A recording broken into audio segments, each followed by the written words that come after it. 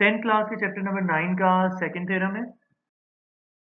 Theorem की statement की reading करने से पहले जरा हम इसका बेसिक आइडिया समझेंगे।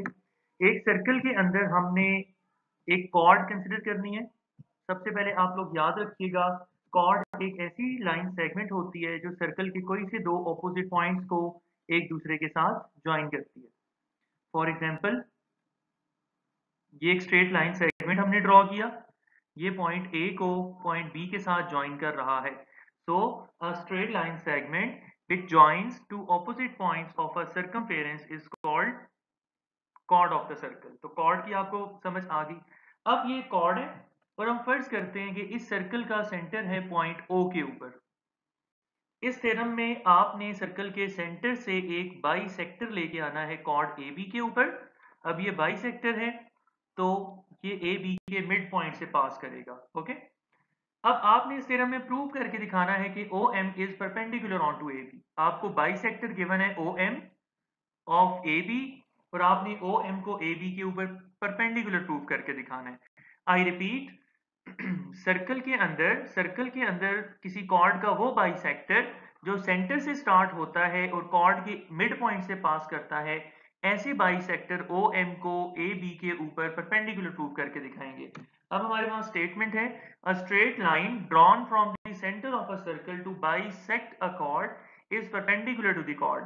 यानी वो स्ट्रेट लाइन जिसको हम सर्कल के सेंटर से ड्रॉ करके लेके आते हैं और उसका पर्पस होता है कॉर्ड ए बी की बाइसेक्शन करवाना, ऐसी कॉर्ड को आपने परपेंडिकुलर प्रूव करके दिखाना है। तो in short we shall prove that this angle is equal to 90 degrees. देखें जरा, ब्रैकेट में एक इंपॉर्टेंट बात लिखी हुई है कि this theorem is not applicable for diameter. Diameter होता क्या है, यहां से एक एमसीक्यूज के पॉइंट ऑफ व्यू से बहुत इंपॉर्टेंट कंसेप्ट है। डायामीटर की डेफिनेशन आपको आनी चाहिए। डायामीटर बेसिकली किसी सर्कल की लार्जेस्ट कॉर्ड होती है। इसको हम डिफाइन करते हैं, largest chord of a circle is called diameter.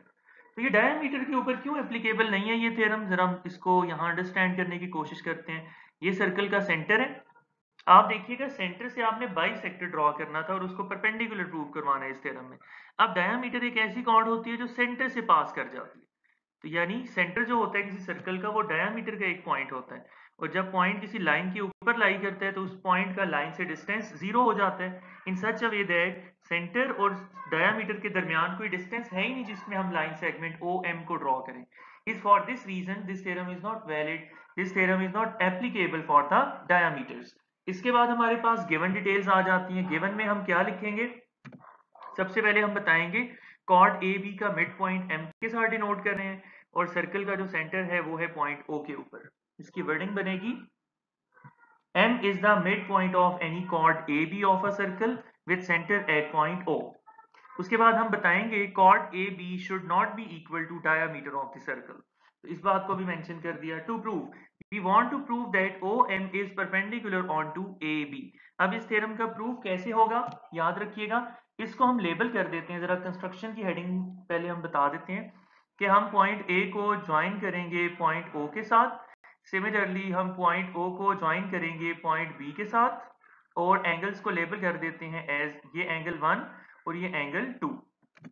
इन बातों को यहाँ पे हमने लिख भी दिया। अब इसके प्रूफ का जो प्लान है वो प्लान मैं आपको बताता हूँ। देखें, जब हमने पॉइंट O और A को ज्वाइन किया और B को ज्वाइन किया तो हमें दो ट्राइंगल्स मिली। एक है ट्राइंगल OAM, सेकेंड हमें मिल गई ट्राइंगल OBM। अब हमने इन दोनों ट्राइंगल्स को कॉन्ग्रुएंट प्रूव करवाना है, नंबर 1 स्टेप। सेकेंड नंबर, इनके 1 और 2 जो हैं वो करस्पॉन्डिंग एंगल्स होने की वजह से हम कॉन्ग्रुएंट प्रूव कर देंगे, ठीक है। और फिर हम कहेंगे कि देखें 1 और 2 जो हैं चूंकि एडजेसेंट एंगल्स हैं, सो इनकी मेजरमेंट्स को जब ऐड किया जाता है तो आप by definition sum of adjacent angles is equal to 180 degrees, but ये इक्वल है तो each of them will be equal to 90 degrees और इस तरीके से हमारा आंसर प्रूव हो जाएगा। अब ये जितनी बातें की हैं इनको आगे जाके प्रूफ में हम स्टेटमेंट्स और रीजंस की शक्ल में प्रॉपर्ली मेंशन करेंगे। स्टेटमेंट है, सबसे पहले मैंने आपको बताया कि ये यहाँ पे सबसे पहले देख लीजिए पॉइंट ए है। हम ट्राइंगल OAM को ट्राइंगल OBM की कॉन्ग्रुएंट प्रूव करवाएंगे। तो इनकी करस्पॉन्डेंस मेंशन की, in correspondence between triangle OAM and triangle OBM diagram के थ्रू हम देखते हैं इनकी कौन कौन से साइड्स या एंगल्स हैं जो इक्वल हैं। फर्स्ट ऑफ ऑल आप देखिए OA and OB are congruent because radii of the same circle are congruent. तो हम अपनी याद दहानी के लिए लिख लेते हैं कि ये साइड कॉन्ग्रुएंट हो चुकी है इस साइड के।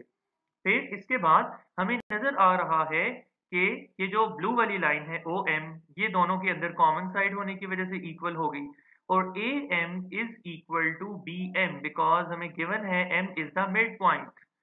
तो जब भी दो ट्राइंगल्स हों आपके पास और उनकी तीनों साइड्स इक्वल हो जाएं, जब भी आपके पास दो ट्राइंगल्स हों उनकी तीनों करस्पॉन्डिंग साइड्स इक्वल हो जाएं, तो तीन करस्पॉन्डिंग साइड्स इक्वल होने की वजह से, कॉन्ग्रुएंट होने की वजह से ट्राइंगल्स भी कॉन्ग्रुएंट हो जाती हैं। तो यानी SSS थ्योरम की तीनों कंडीशंस फुलफिल हो रही हैं।